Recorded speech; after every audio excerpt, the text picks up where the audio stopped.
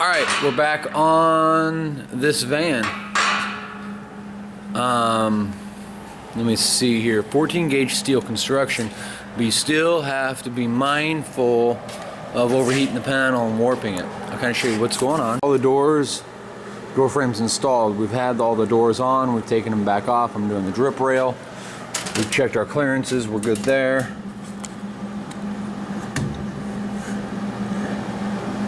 It's a big heat sink, it's hard to warp, but the minute you get all cocksure and full of yourself, you get overzealous and you end up warping the steel. So let me see, down there you can see it's continuously stitch welded. I'm working off of a baker's tray platform, like a sheetrocker's platform. So I can only reach basically half of it at a time. But I can actually put 4 stitches, stack them up, and then I move to the next section. And they're about 6 inches apart, 5 inches apart. Yeah, about 5 inches apart from point to point. And that keeps me spacing it out. Because every time you close this gap, well, this one closes more, and it works, okay? It works. You want to be wary, you're not, as with body work or anything else, you don't want to overwork the panel. You overwork the panel, you warp this steel here, and you're going to play hell straightening it back out later. And yes, by definition, this is still custom work.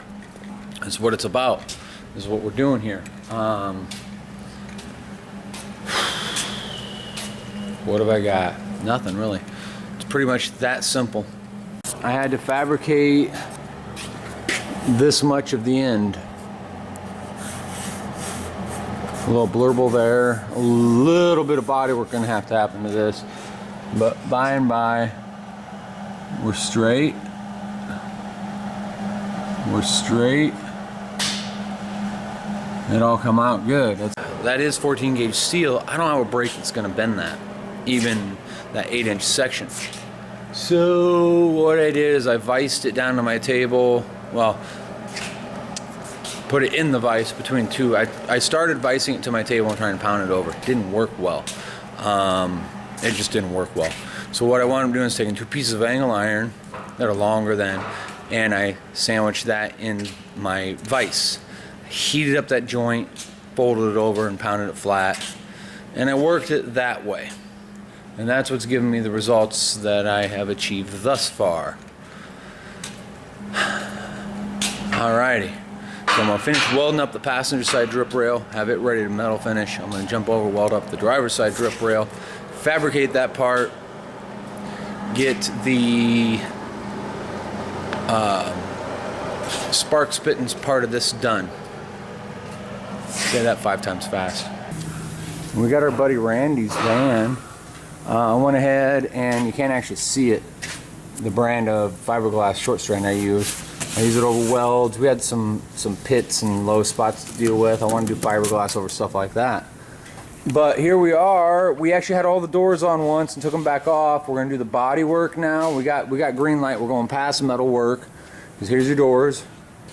1, 2, 4, and oh, there we do. 3. Alright, so we haven't really shot a lot of footage lately of this. I gotta finish this out where it's 2 different levels.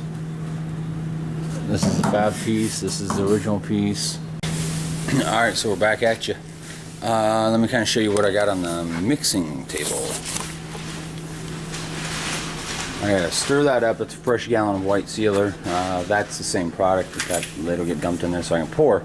But I gotta stir it up. Let's Shanghai the Daryl. Hi, Daryl. Alright, so what Daryl's working on is the last little bit of prep. It's all work van, the top's all scuzzy, but we don't care. We're not fucking that up. We're gonna put sealer on, everything not exposed. This needs a little bit of attention here with a red Scotch-Brite. Everything else has been sanded. It's ready to blow off. We blew it off back to the ventilation so it sucks it out. Pulled the filter so we could do that. This needs a little bit of scrubbing back here with a red Scotch-Brite. We omitted those back doors. Gone. Bye-bye. It's ready for sealer.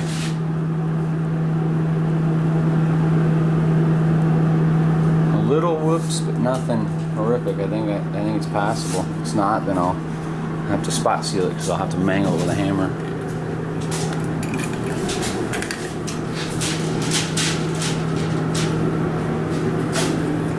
If you remember, the last 8 inches I had to fabricate, and I don't have a brake to break 14 gauge steel. So that's where we're at. All the holes for the hinges are pretty much filled in. They're gonna have to just get cleaned out and drilled out after we're done. So I know I kind of skipped ahead and didn't show a lot of what was going on. We're here now. We're gonna get it in my epoxy I use. It's a sandable epoxy. I'm probably gonna use the old Bink style siphon feed gun. I've got one that I bought it. The siphon feed gun I bought it so I could twist the nozzle around. The pickup was backwards, so if the gun was tilted up, it'd pick up, so I could shoot undercarriages with Pour 15 or chassis saver or whatever product. It lays down primer. It's so nice, though.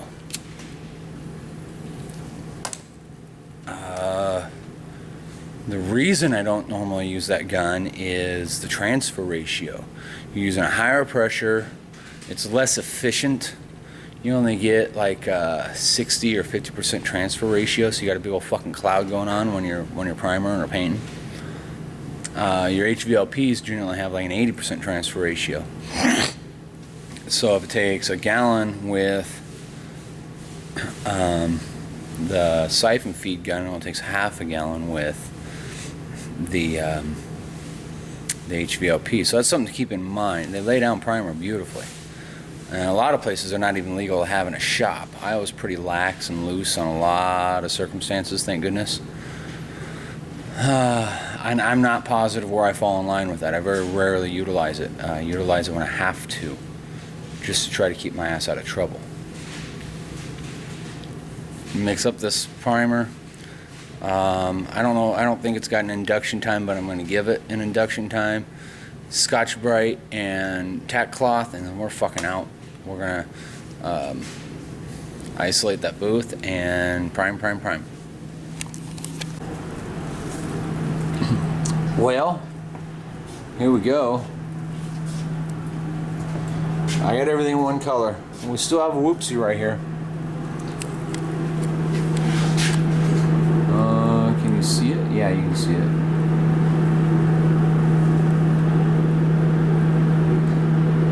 Down that rail, there's just a little whoopsie.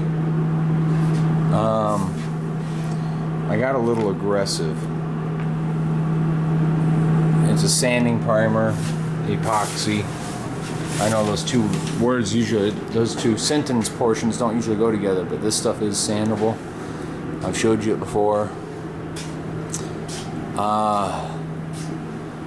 It's all one color. We let it sit a couple 3 days, cure up good, so it's good and hard, and then I can fit the doors, which means we gotta clean out all of our holes. But the theory is they need cleaned up. I can dog them out with a drill bit and clean them up from the inside with a chisel or screwdriver. Theory is with the sealer on it, it shouldn't blow out and chip out as bad. We'll see. I got this actually all shot and I had about a pint left. No, not even a pint, about half a pint left, so I went ahead and these were ready to go, so I scrubbed them and wiped them down real quick and spot sealed these. I'll show you this if it hasn't come up on this video, but I got every bit of trash you can imagine getting in your paint on these, so I had to scrub them down and start again, sadly. However, we are going back with a satin finish. So I still had some more left, and so I dragged out parts for the Monty. Alright folks, good news, bad news, indifferent. Our owner, he's stoked. He wants to start getting his hands, he wants to lay hands on this thing. And, well, quite frankly, I'm slow as shit. So that's the bad. Here's the good.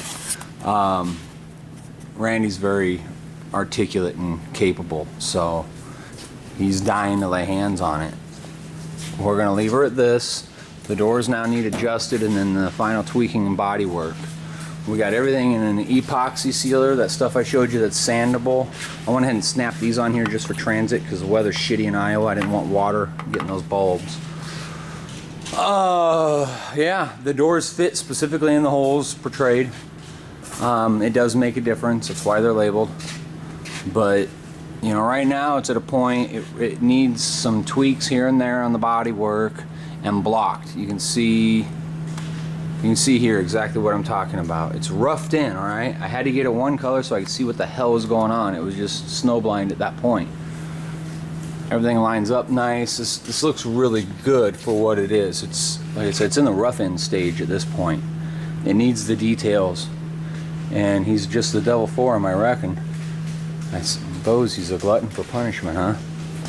So we're gonna say goodbye to the 08 350 for now. He may get bored and bring it back. You never know. But he asks I don't zap him with the video camera and ask him 20 questions, so I won't. I'm gonna let him get out of here and have his evening. You folks take care. Wow, made it to the end of the video. Thanks for checking in. Come back on the next one. See what the hell we're up to next time. Subscribe, comment. Find us on over on the old Facebook, Smith Welding Restoration LLC on Facebook. Numbers at the beginning. Have any questions? Call.